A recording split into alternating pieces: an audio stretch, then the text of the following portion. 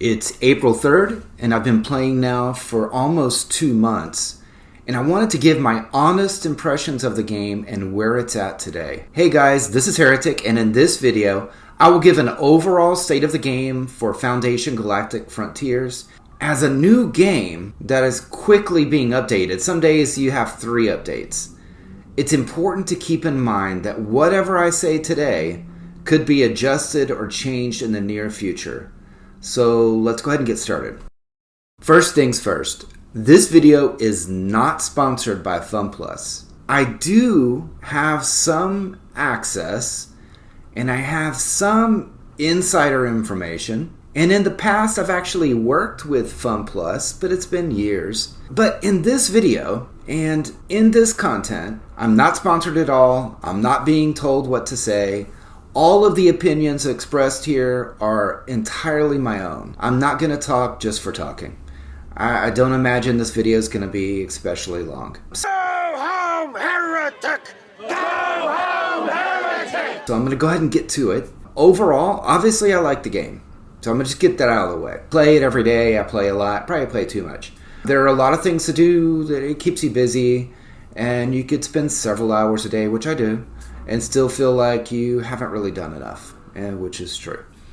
Events like Shadowfront and the PvP phases of like guild versus guild are highlights. The PvP action is fun. I love that the game just came out with Dominion Warfare, which is like a big server versus server PvP phase on the end of it. But they're just slowly releasing those to servers, and we haven't gotten it yet. They started with the older ones, and they're slowly moving that to the newer ones like ours. So quickly, some of the things that have come out recently to the game, but I, again, like that Dominion Warfare, they've also come out with champion weapons. I haven't even seen them yet, other than in other people's videos. And again, I haven't seen the new server versus server event, which I'm really looking forward to, because in our server where all of the major alliances are kind of working together, we help each other out, that sort of thing. There's no big wars or anything going on. There's no big toxic stuff going on at all, which is really nice. I do know that at some point in the future, the current cap right now that is 30, level 30, is going to be increased to 35. And currently you can only have 3 flagships, and pretty soon you're going to have a 4th one. So that's coming. They're continuously adding new things. There have been a lot of changes over the last month or so. One of the fixes that they haven't really talked about was if you zoom in and out, at least in the past, ships would disappear and then appear, and you'd have to be at just the right zoom level to see ships. That stuff has been fixed. It's running a lot more smoothly. I have Shadowfront tonight, and I'm hoping that it's just going to run a lot smoother than it has in the past. It hasn't been terrible, but again, sometimes it's hard to target people. You have artifacts of ships, that are there, and you click and they're not really there. They actually were destroyed a few seconds ago, that sort of thing. I'm hoping that doesn't appear, but it has in the past.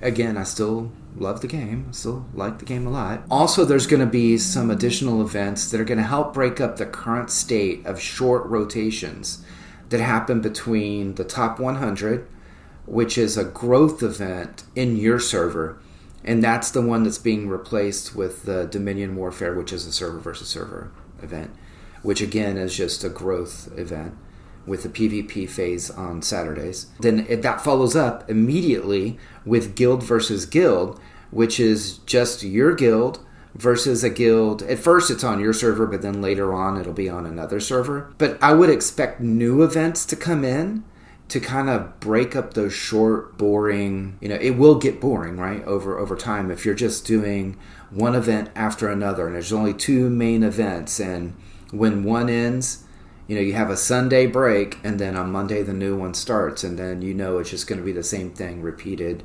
forever. That gets old. So having some events that kind of fill in so that you have a gap between your server versus server event, so it's not every other week, basically. that will be a lot better in the long run. I will say that these events, just like I said, they do have, on the one hand, these PvP phases that are amazing, and like Shadowfront. But the PvP that is, you can actually lose crafts, it's so much fun. Because there's an element of danger. You have to go out with numbers. You have to try to escape, and you have to plan for it, or you can really be in trouble. Because over the last couple of weeks, they went from the way that it worked before, as you could go in to a system where you're having PvP, you could attack some ships, kill them, and then the enemy could gang up on you, and then you could just port away real quick, and it was almost cheating, right? Now you can't do that. You go into this battle frenzy, and you can't leave that system. So it can be really dangerous for you. And it's a good thing, right? It makes you think more about what you're doing. So you have these PvP phases, which are amazing, and it's basically every Saturday right now. But on the other hand, you have Monday through Friday, which are growth. And if you have Monday through Friday, followed up by Monday through Friday, followed up by Monday through Friday, and all of them are growth phases that are exactly the same. You have building, then you have champions, then you have crew, then you have flagship, and then the Friday you have a little bit of everything, and then on Saturday you have the good phase, which is the PvP.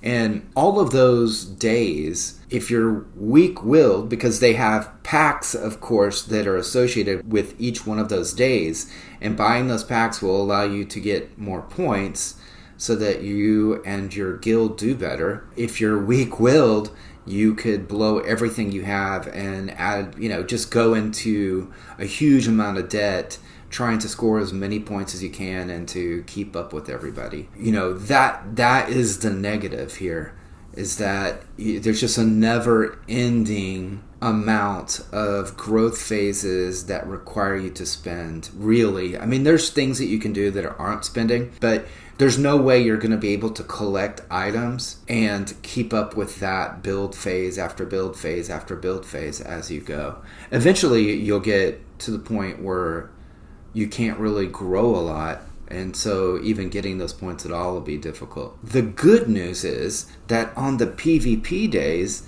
you don't really need to spend. In this game, unlike other games in this genre, there's no speed mechanic. Like, you can't spend to get a bunch of speeds to just fly across the map and attack and fight and all of that.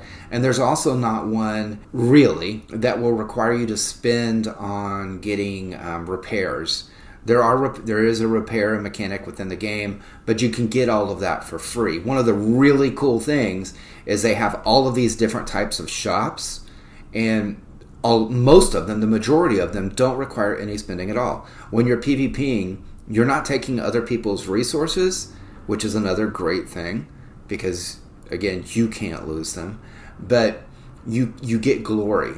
And so you can use this glory in a shop to buy things, and that shop is reset every once in a while. And your glory is reset every once in a while also, so you'll need to spend it. Same thing with guild. You get guild points just for getting the gifts that people get when they do different things within the game, including spending. So you can be a non-spender, collect those gifts, you get points, you get tickets for your guild just for getting those gifts, and then you can go to the guild shop and use those to upgrade. You can also donate to your guild technology and get points that then you can use to buy things on the guild shop. And the guild shop is actually really good. It has a lot of things that you'll need. It's not little minor things. There's actually good stuff in there. There's another thing, Valor. Valor you get for just being in events. And you can use that Valor without spending at all. You can use that Valor to get some of the champions. You can get one of the champions you can't really get any other way. And it's completely free to play. So how do non-spenders do? Or very low spenders? Well, you can at least, in this game, keep up with the progression. Like, you can grow in the game, you can survive, and you can actually thrive in this game without spending. So a non-spender right now, where I am, after about 2 months, could be level 25 or so, maybe even a little bit higher. with tier 5. So the max right now for us is 30 with tier 6. You could get to tier 7, but I mean, that's going to take a year. That's through research, and that'll be a whole nother video. But you can get to tier 6 as the max. You can get to tier 5 at this point where we are today without spending at all. Of course, and you get components, and you'll get all kinds of other stuff. You'll get heroes or, champions, and be able to be pretty strong. But of course, the whales dominate anything that's one-on-one. So like the arena, the whales are going to dominate that, and there's really not a lot you can do. No amount of strategy is going to get your tier 5 to beat these max spenders. But you'll be able to win a lot in there. You'll be able to get valor that way also, that you can then spend on other things to help you grow and get stronger. If you have a strong will, you can play this game without spending a whole lot or anything at all, and you can still enjoy it. I recommend the very first thing you do, especially as a non-spender or a low spender, is you need to be in a good guild. A guild is absolutely required. This is not a solo game. This is a game that you need numbers. It's one of the reasons why your guild will get to up to 200 people. It's required to have a good time in this game. You need to be in a guild. Almost anything you do tons of rallies, and there's events that are really, it's just you and your guild rallying against PvE, where you will get good points and good rewards just for doing that. So you could spend an hour or two every day during this event just to collect as many as you possibly can in rallies, and it's fun. It's good. Again, like I mentioned, one thing that separates Foundation Galactic Frontiers from other strategy games is that no one can rob you of your resources, and you don't even have any farms because, again, you can't take resources from your farms. In this game, you won't see any spamming resource vendors, and no one gets ahead because they've gone out and found someone and are buying a bunch of resources from bots and that sort of thing. So you don't see any of that. You don't see any bots. You do see some spammers at the beginning, especially of your server. Some people they work for some really unethical games, and they'll just come in and they'll just start to chat with you and try to get you to go play some other game. But they're just, whatever, just report them and move on. So in this game, there's a really cool hero system, and they're called champions in this game. And it's pretty good. You can get them, you can get fragments for them just exploring around the map. You can get them in low spend scenarios. And I'm going to do a spending guide so that you don't go completely broke trying to keep up. And it's going to be very detailed on spending and non-spending. Like if you spent a little bit or if you didn't spend at all, like what you would get for each one of those and what that actually means. Like how much would you have to spend at the low tier to still get a lot out of the game and not go into major extreme debt. The hero system is great because you can get with just your valor. Most of them you can get in events or just exploring the map. And there are these commissions that you can do all the time, every day, and they reset. They don't cost anything at all. It doesn't help if you're a whale or anything. And you do them and you get points, and there's little quests that you can go on, and you'll get hero fragments or champion fragments that are legendary ones, not just the epic ones. And so there's a lot of growth potential in this game without spending at all. There are a few champions that you can't get any other way than spending, and those would be, I know Evan for a fact you can't get other than spending, and it's actually pretty pricey to get him, and then of course he's like one of the best. There will also be Vegeta and Killer Bee, which we don't have yet, but I'm guessing that it's going to be some sort of exclusive once a month type limited purchase pack type things that are super expensive.